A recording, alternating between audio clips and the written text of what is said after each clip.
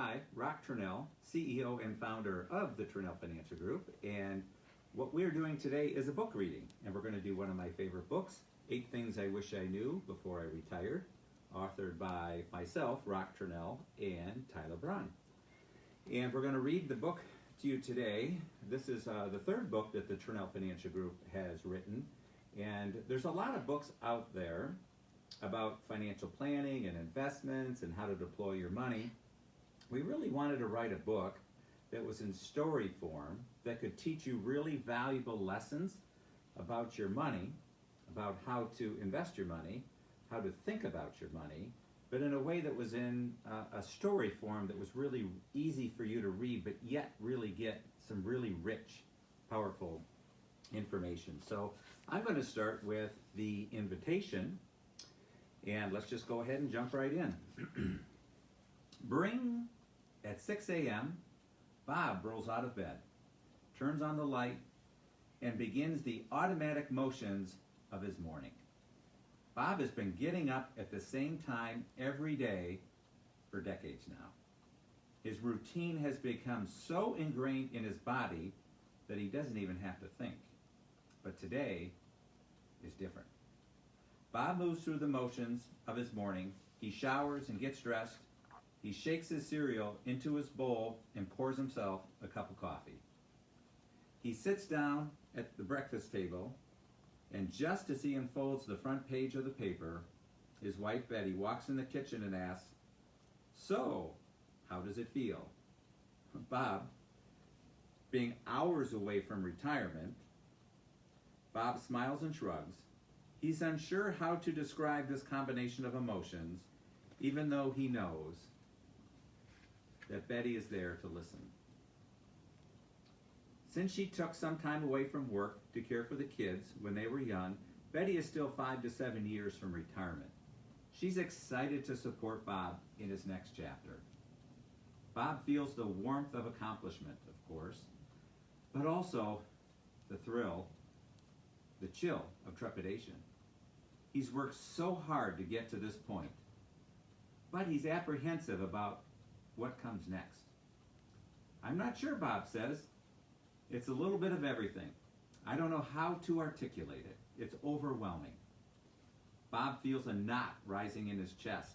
Betty reaches over to squeeze his shoulder. "You're not alone, honey. It'll be all right. And later today, everybody's coming together to celebrate you." Today is different. Throughout the day, Bob's coworkers come by and shake his hand. When he turns over projects, his coworkers seem to make an extra effort to express their thanks for a job well done. As each piece of his professional responsibility gets placed into another's capable hands, Bob's stomach tightens, his mind turning to what the coming weeks will bring. How will he fill his days? How will others see him when he's no longer a full-time working professional? Towards the end of the day, a calendar alert rings.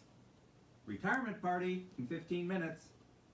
Bob looks at the file box filled with his personal belongings and makes one last sweep through his desk drawers before logging out of his computer.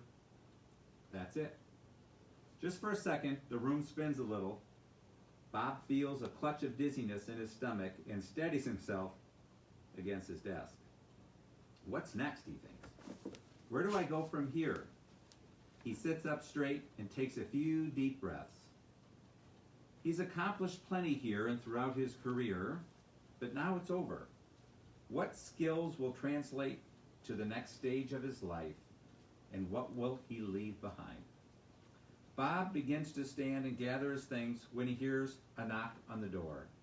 "Come in," he says. The door opens and walks in his mentor, Gina. She smiles at Bob, the easy expression of a woman 10 years into her retirement.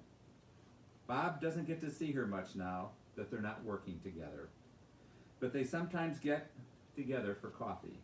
She's always been there for Bob, and he's glad to see her. Gina had taken time out from her busy schedule to help Bob celebrate his big day. "Are you ready?" Gina asks with a knowing smile. Bob laughs. "As ready as I can be," he says.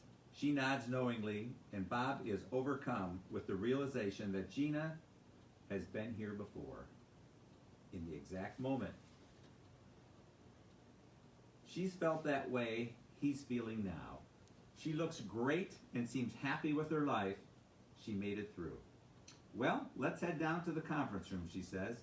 Everybody's excited to give you a great big send-off. As Bob leaves his office, he still feels the flutter of nerves in his stomach, but as he nears the conference room, he can hear the chattering of voices inside. Bob takes a deep breath and walks into the clamor of laughter and applause. And that is the invitation. And next we'll bring to you Chapter 1. So tune in next Wednesday for Chapter 1, 8 Things I Wish I Knew Before Retirement, authored by myself, Roch Tranel, CEO and founder of the Tranel Financial Group, and Tyler Braun.